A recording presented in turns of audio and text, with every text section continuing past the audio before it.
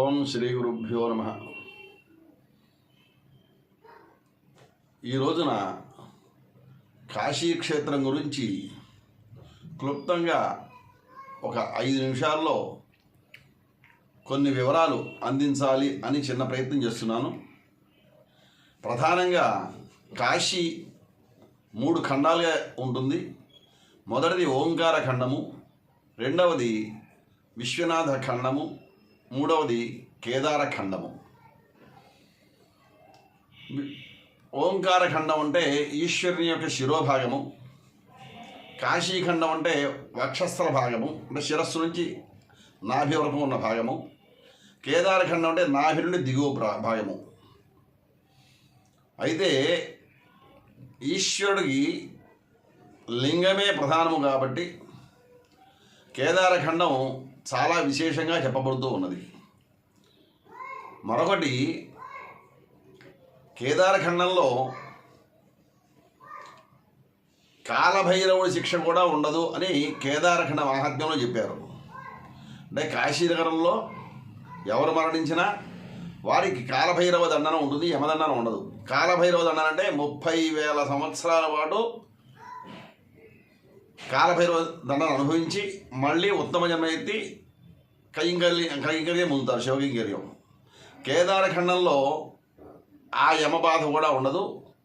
ఇక్కడ ఈశ్వరానుగ్రహం పొంది మరణించిన వారు శివ సాయుధ్యాన్ని పొందుతారు అని చెబుతారు. మరొక విశేషం, ఈ 3 ఖండాల్లో కూడా విశ్వనాథ ఖండం మనందరికీ తెలిసిందే. ఆ విశ్వనాథుడు ఉన్నటువంటి ప్రాంతాన్ని, ఆ గర్భగుడిని చుట్టూ గోడలు కట్టేసి మసీదు చేశారు. ఇప్పుడు ఆ గర్భగుడి మసీదులో ఉన్నది. నందీశ్వరుడు కూడా అటువైపే చూస్తూ ఉన్నాడు. ఇప్పుడు మనం దర్శించుకున్న లింగం అహల్యాబాయి హోల్కర్ అని ఇండోర్ మహారాణి ప్రతిష్ఠ చేసింది. ఆవిడకు స్వప్నంలో కనిపించి ఇక్కడ ప్రతిష్ఠ చేయమన్నాడు విశ్వనాథుడు.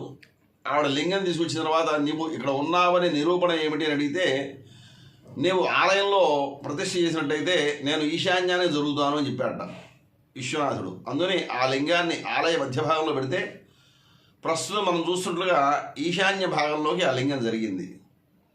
అయితే చాలామంది అనేది ఏంటంటే ప్రతిష్ఠిత లింగము స్వయంభూలింగము మసీదులోనే ఉంది అంటారు. అయినప్పటికీ ఈశ్వరాజ్ఞ అయ్యి అహల్యాబాయి హోల్కర్ ప్రతిష్ఠ చేసినటువంటి ఈ లింగం సాక్షాత్తు విశ్వనాథలింగమే. ఓంకార ఖండంలో కూడా 3 లింగాలు ఉంటాయి. అకార, ఉకార, మకార లింగాలని ప్రస్తుతానికి దర్శనానికి అవకాశం ఉన్నాయి. ఉకార లింగం పెద్ద గుట్ట మీద ఉంటుంది. చుట్టూ శ్మశానం, సమాధులు ఉంటాయి, సాయిబుల సమాధులు. వాస్తవంగా అక్కడ 4 కోనేరులు ఉండాలి, 5 లింగాలు ఉండాలి. అకార, ఉకార, మకార, బిందు, నాదం. బిందులింగము, నాదలింగము కూడా ఉన్నాయి. అయితే దర్శనానికి అవకాశం లేదు, చుట్టూ గోడలు కట్టేసి ఉన్నాయి.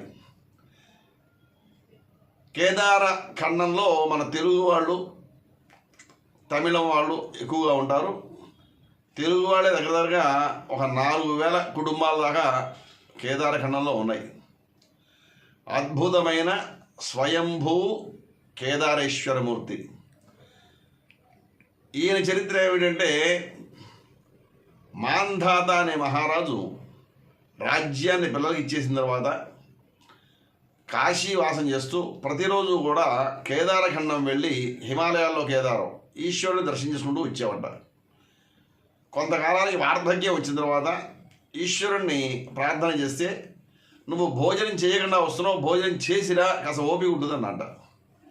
అయితే ఆయన నియమం ఏంటంటే అతిథికి పెట్టి ఆయన భోజనం చేస్తాడు. అందువల్ల అన్నాన్ని 2 భాగాలు చేసి ఒక భాగాన్ని అతిథికి పెట్టి 2వ భాగం తాను భోజనం చేస్తుండేవాడు. ఒక సమయంలో కేదారనాథుడు అతిథి పూజ చేసి నా దగ్గర రమ్మని ఆయన ఆజ్ఞాపించాడు. అక్కడ ఉన్న యోగులందరికీ చెప్తే వాళ్ళు కూడా నీతో పాటు మేము వస్తాం కేదారఖండానికి, కేదారేశ్వరుని దర్శించుకుంటాం అన్నారు. సరేనని ఆ రోజు అన్నం వండుకొని 2 భాగాలు చేసి అతిథి కోసం ఎదురు చూస్తూ ఉంటే చాలా ఆలస్యంగా అతిథి ఒకళ్ళు దొరికారు. ఆయన గంగా స్నానం చేసుకుని వస్తాను అన్నాడు. సరే అని అన్నాడు. ఆ గంగా స్నానానికి వెళ్ళినవాడు ఎంతకీ రాలేదు.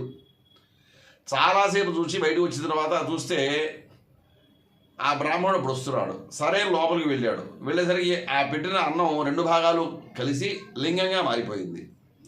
ఇప్పటికీ కూడా మనం గమనించినట్టయితే లింగం 2 భాగాలుగా ఉంటుంది. ముందు భాగం కేదారేశ్వరుడు, వెనక భాగం గౌరీదేవి, మధ్యలో ఘాటులాగా ఉంటుంది, గీతలాగా. గౌరీ కేదారేశ్వర అర్ధనారీశ్వర లింగం, స్వయంభూ లింగం. అందువలన ఇక్కడి వాళ్ళందరూ కూడా ఆ గౌరీ కేదారేశ్వర ఆవిర్భావం జరిగింది మకర సంక్రాంతి రోజున.